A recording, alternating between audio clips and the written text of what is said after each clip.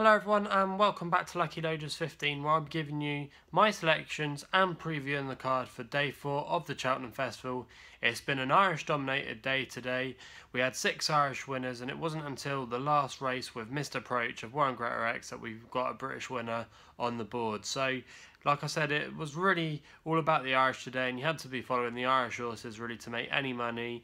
From our punting angle and the tips that we gave yesterday when we uploaded it last night, our selections ran okay in the end. We were in a little bit of profit today, but a lot of our horses didn't really make the front end. They ran on into places. We had the likes of A Great View place for us. Also as well, Guitar Pete ran past beaten horses to place, and also as well we had Cap Soleil, which finished second behind the impressive Lorena, who could really go anywhere from winning the Mares Novice Hurdle today. Really smart horse and definitely a good one for the future. But that was all we had really come in for us today. But with the prices that we got them at each way, and the Undersow as well, finishing second with a place in the end, we were just in a small bit of profit. But that's 3 days of profit at the Cheltenham Festival so far. Just annoying we haven't had too many winners. We've only had a couple of winners so far at the festival, but hopefully we can end on a high tomorrow, and I'll go through all the selections in a minute. Also as well, just want to thank all the new subscribers for subscribing to the channel, and also as well all the people that have watched and liked the video and left comments as well. So thanks for all your support over the last few days, and hopefully we can have some winners, like I said earlier, on the last day of the Cheltenham Festival tomorrow. It's a cracking day tomorrow. A lot of the bookmakers as well will be paying multiple places, so it's definitely good to have quite a few good bets tomorrow. And you could also do a few other bets as well, apart from just putting on like singles like I'm doing. You could put on some trebles, doubles, lucky 15s, even a super hinds if you were really brave. So if we're getting stuck into tomorrow, the first selection we're going for is in the first race tomorrow in the Triumph Hurdle. Now, Apple Shakira is the favourite.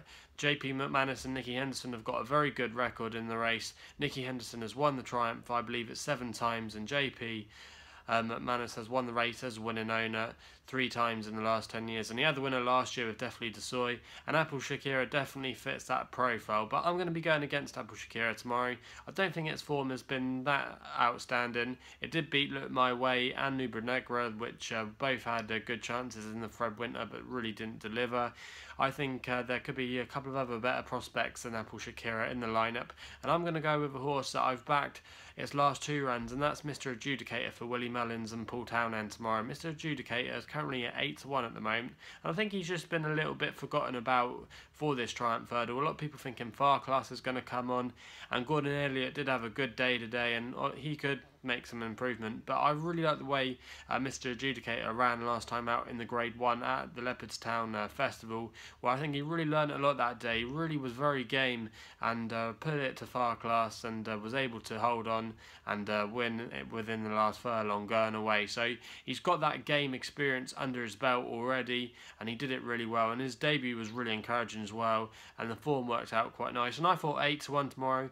I thought he was a good each way price. There are some also good other horses in here with the likes of Radishan, Stormy Island. Who knows what that could do, but I thought Stormy Island's form was quite weak coming into the race, even though it did win by 58 lengths. So I'm going to be going tomorrow with Mr. Adjudicator. I'm expecting a good performance. Willie Mullins had a couple of winners today.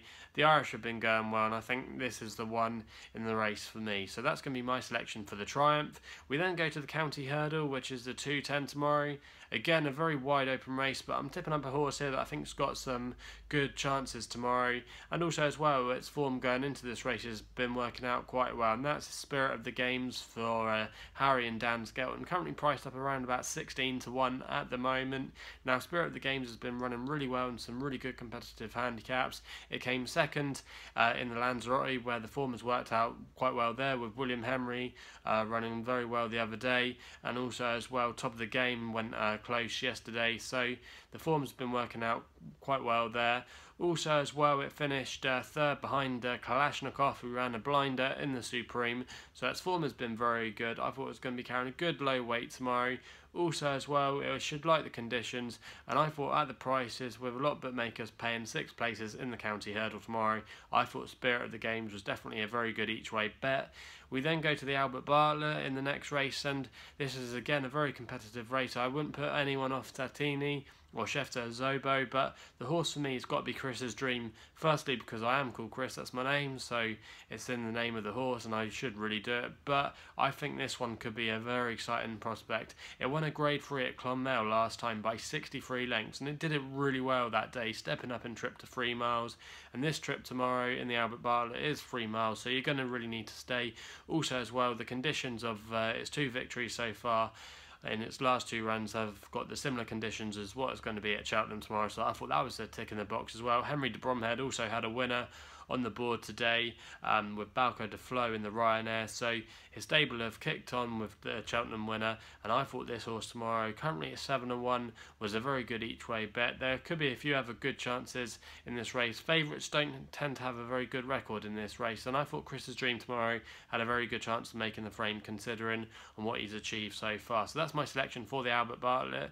Now for the big one tomorrow, my big selection in the Gold Cup, I'm going for our Duke of Robbie Power and Jessica Harrington. Obviously this combination won last year with Sizing John, but our Duke has been a superstar really over the last 12 months. He won the Irish Grand National in very spectacular style last year, and a lot of people were saying he was going to go on and have a good season, but he's had a couple of setbacks. You might remember he had to have an operation a few months ago, and then he came back at Leopardstown over the Christmas period and really didn't deliver, and then again in the Dublin Racing Festival he really didn't do that well, but then he bounced back to form in the Red Mills Chase where he was very good that day, beating Presenting Percy, whom he gave £7, and that form obviously has worked out really well with Presenting Percy winning the RSA a couple of days ago. So really I thought Arduke was the inform. This combination, like I said, won it last year. I thought 5-1 was a good price.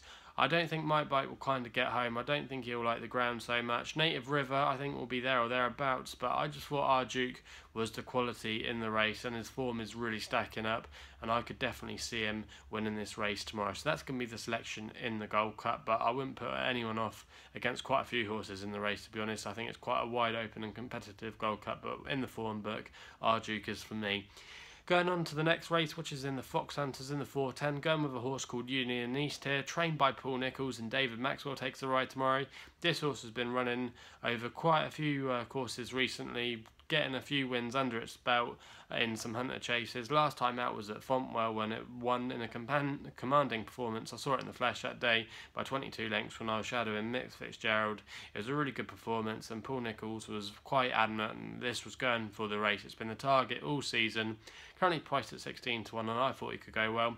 He's also a previous Cheltenham winner. He won the Caspian Gold Cup a couple of years ago, so he likes the track. He should definitely like the ground, and I thought at the prices with lots of bookmakers playing multiple paces, he had a very good chance of making the frame. So that's the selection in the Foxhunters. In the Martin Pipe conditional jockeys handicap, I thought again it was quite a wide open race, but I found an interesting horse here called Melrose Boy of Harry Fry, whose stable are starting to bounce back to some form. He's had 4 winners out of his last 12 runners in the last fortnight, so they're coming back into some form. Kieran Edgar, who he normally uses as a conditional jockey, takes the ride tomorrow. And this pair won at Cheltenham earlier on in the season, so it's got the course form in the bag. And last time out we saw it at Sandown in a very good race where the form of that particular race has really worked out well. Top of the game, like I said, went on to win at Kempton in the handicap and then finished second at the festival yesterday, so the performance of Top of the Game has worked out well. Also as well, Folsom Blue of Gordon Elliott went and won the Grand National Trial over in Ireland a few weeks ago, so the form of that race has worked out quite well. And I thought really tomorrow this horse had a very good chance, owned by Paul and Claire Rooney, who are very serious horse racing owners, 25-1 with multiple places being available with numerous bookmakers. What I thought was definitely a really good thing. So that's going to be the selection for me. In the last race in the Grand Annual, going with a JP McManus horse here called Bouvreuil, trained by Paul Nicholls, and Sam Twiston Davis takes the ride. Now this horse has got some really good form at the Cheltenham Festival in the last 2 years. Finished second in the Close Brothers last year, and before that it finished second in the Fred Winter. So its last 2 runs at the Cheltenham Festival have been very promising. It should like the conditions tomorrow. Hasn't been seen for a little while, but I thought he was a good attractive price tomorrow, and what I thought was quite a hard race to work out. He's 14 to 1. JP McManus has got a few runners in this, but I thought this was one of his better chances, and for me, I thought that wasn't a bad selection at the prices. So they're the tips for tomorrow. If you've got any other tips tomorrow, or you got any other fancies, let us know your tip as well for the big race tomorrow, which is the Gold Cup. So I'll be looking through the comments to see what you got to say about that. Also as well, please subscribe to the YouTube channel for more horse racing daily videos. I do a lot of horse racing videos throughout the year, and all the big festivals as well, in the format normally of an each way Lucky 15 bet. So please subscribe to the channel for more videos. Also as well, you can check me out on Twitter at LuckyLoaders15. That's all I've got to say. Hopefully we can have some winners tomorrow, and we'll see you soon.